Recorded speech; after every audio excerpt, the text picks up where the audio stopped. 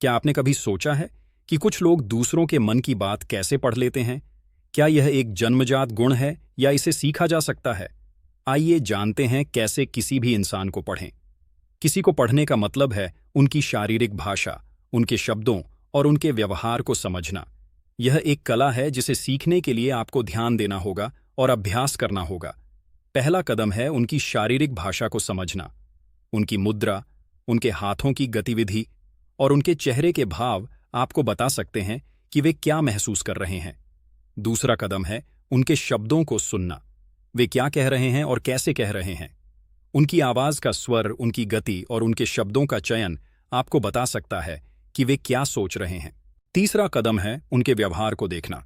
वे कैसे प्रतिक्रिया करते हैं जब आप उनसे कुछ पूछते हैं या जब आप उनके साथ बातचीत करते हैं। उनके व्यवहार से आप उनकी भावनाओं और विचारों को समझ सकते हैं। अब आइए कुछ टिप्स देखें जो आपको किसी को पढ़ने में मदद कर सकते हैं। ध्यान से सुनें और देखें, उनकी शारीरिक भाषा को समझें, उनके शब्दों को ध्यान से सुनें। इन टिप्स को अपनाकर आप किसी को पढ़ने की कला में महारत हासिल कर सकते हैं। ये आपको अपने रिश्तों में सुधार करने और अपने लक्ष्यों को प्राप्त करने में मदद कर सकता है।